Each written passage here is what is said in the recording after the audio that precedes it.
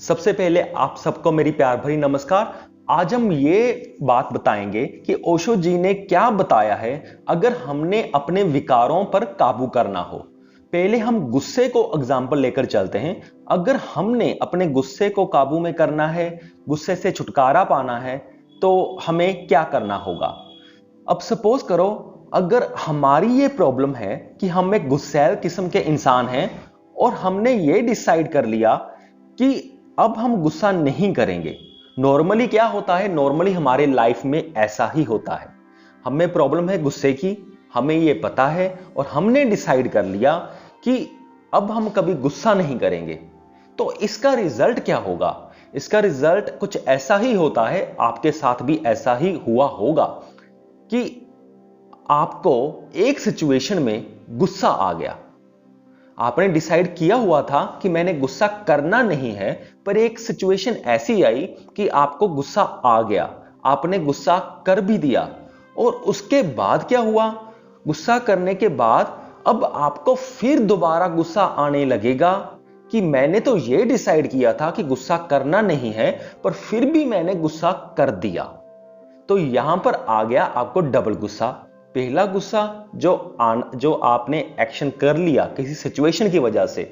दूसरा गुस्सा आपको इसलिए आया क्योंकि आपने ये डिसाइड किया हुआ था कि गुस्सा करना नहीं है, पर आपने फिर भी कर दिया।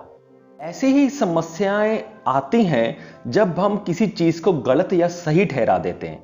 आपने पहले माइंड में सोचा ये गुस्सा मुझे आ रहा है और ये गुस्सा गलत है, और जैसे ही आपने ये सोचा, आपके मन में डिस्टिंक्शंस पैदा हो गए कि ये सही है और ये गलत है। और जब ऐसे डिस्टिंक्शंस पैदा हो जाते हैं हमारे माइंड में कि ये सही है ये गलत है, तो क्या हो गया, हमारा माइंड बट जाता है, हमारी जो ऊर्जा है वो बट जाती है। चाहे वो कोई भी विकार हो, लालच का विकार हो, अहंकार का विकार हो, तो हमारी जब एनर्जी डिवाइड हो जाती है तो इससे हम अपने विकारों से छुटकारा पा ही नहीं पाते। ओशो जी ने मुल्ला नसरुद्दीन की एक बहुत ही इंटरेस्टिंग कहानी सुनाई थी, जो इस सिचुएशन में बहुत ही अच्छी लगेगी आपको और बहुत ही गहराई से बात समझाएगी। एक बार क्या होता है, मुल्ला नसरुद्दीन के पास एक विडो आती है। विडो यानी कि जिसके पति का देहांत हो चुका है, जिसकी डेथ हो चुकी है, वो मुल्ला नसरुद्दीन के पास आती है और वो उसके कहती है कि मुझे एक बहुत बड़ी समस्या है, तुम मुझे उसका हल बताओ।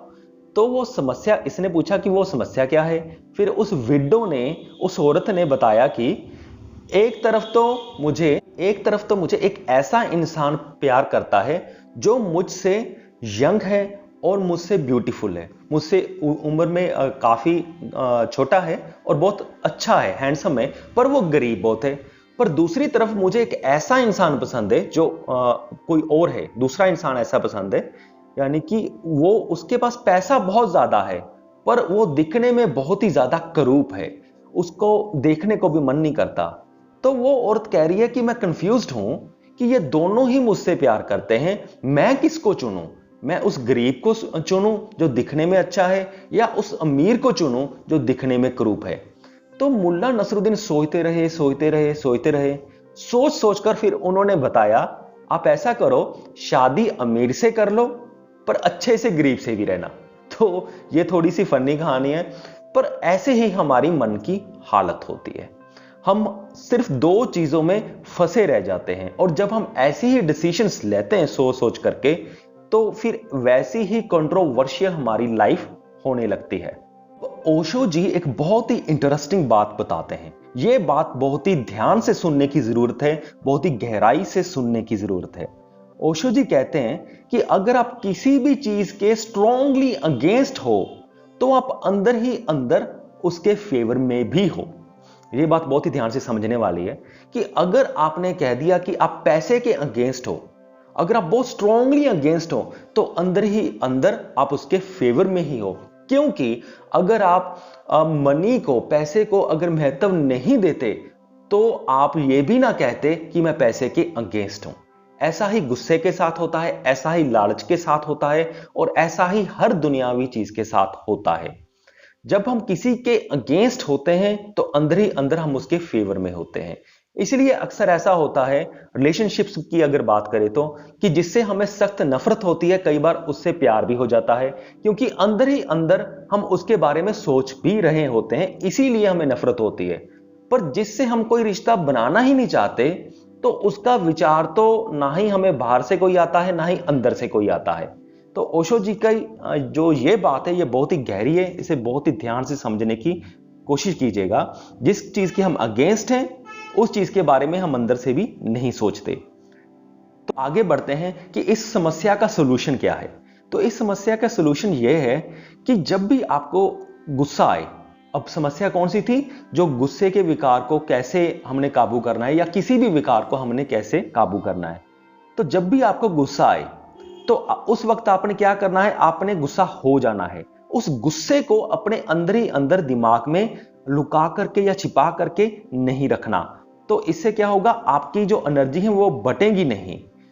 तो मेन क्या है इस बात के, एक और चीज ऐड करना चाहता हूं खुद से। जैसे हमें गुस्सा आ जाता है, कि गुस्सा हो जाना है, ये बात तो यहां पे बता दी, पर वो कई बार ऐसी सिचुएशन होती है कि हम गुस्सा वैसे उस सिचुएशन में प्रैक्टिकली नहीं हो सकते। तो उस वक्त अपने कमरे में अंदर जाना है, एक पिल्लो को, जैसे मैंने एक वीडियो में बताया था, वही इंसान मान लेना है जिस पर आपको गुस्सा आ रहा है, फिर उसकी अच्छे से धुलाई करनी है। जब आपका सारा गुस्सा निकल जाए, तब आपने बाहर आ जाना है। तो अगर आपको रोना आ रहा है तो रो देना है। अगर आपको लालच आ रहा है तो एक बार आपने मान लेना है कि हाँ, मुझे लालच आ रहा है। गुस्सा आ गया तो गुस्सा कर दिया, रोना आ गया तो आप रो पड़े। तो इसलिए जो भी विकार आपको आते हैं, उस कैटेगरी का कुछ ऐसा करना है जो प्रैक्टिकली किसी को नुकसान ना पहुंचाए। बस ये बात आपने ध्यान रखनी है। अगर वो प्रैक्टिकली किसी को नुकसान पहुंचाता है, तब आपने ऐसा नहीं करना। अगर कोई आप ऐसा सॉल्यूशन ढूंढ लो कि एक कमरे में वो कैसे हो सकता है, आप अकेले वैसे कैसा कर सकते हैं उन विकारों को पूर्ति करने के लिए, जब आप वो कर पाए, तब आपका सॉल्यूशन निकल जाएगा। तब आपका जो सारी जो माइंड की डिविजन्स हुई थी, आपकी एनर्जी टूटी फूटी हुई थी, वो जुड़ जाएगी। अब आगे ओशो जी एक सबसे महत्वपूर्ण बात करते हैं। वो कहते हैं कि जब आप मेंटली स्ट्रांग हो, जब आप अंदर से स्ट्रांग हो, तब आप में ना गुस्सा आएगा, ना कोई लालच आएगा, ना ही कोई और विकार आएगा। ये पॉइंट बहुत स्ट्रांग है कि अगर आप मेंटली वीक हो, यानी कि अगर आपकी एनर्जी अंदर से बटी हुई है, तब आप पर ये सारे विकार हावी होंगे। गुस्सा भी आएगा, काम, क्रोध, मोह, लोभ, अहंकार, ये सब आप पर हावी होंगे। लेकिन जैसे मैंने एक टेक्निक बताई कि आपको गुस्सा आए क्या करना है, वो आया, अगर लालच आए तो क्या करना है, या कुछ भी क्या करना है, किसी भी विकार का वैसे कर देना है बंद कमरे में। उससे क्या होगा, आपके मेंटल कॉन्फ्लिक्ट्स कम होंगे और आप धीरे धीरे मेंटली स्ट्रांग होने लगोगे। धीरे आपने ये भी कोशिश करनी है कि आपके माइंड में डिस्टिंक्शंस ना रहें। और वो कोशिश कैसे करनी है, जैसे आप मेरे ऐसे वीडियोस देखते रहोगे, तो धीरे धीरे आपको और अंदर से क्लैरिटी आती जाएगी, और फिर आपको कोई भी डिस्टिंक्शंस है वो धीरे धीरे खत्म होने लग जाएगी। और फिर आपका माइंड अंदर से पूरा स्ट्रांग हो जाएगा, आपकी सोल अंदर से स्ट्रांग हो जाएगी, आपके थॉट पैटर्न्स अच्छे हो जाएंगे, और फिर आप पर विकार ये हावी नहीं होंगे। सो इस वीडियो को देखने के लिए आपका बहुत बहुत धन्यवाद।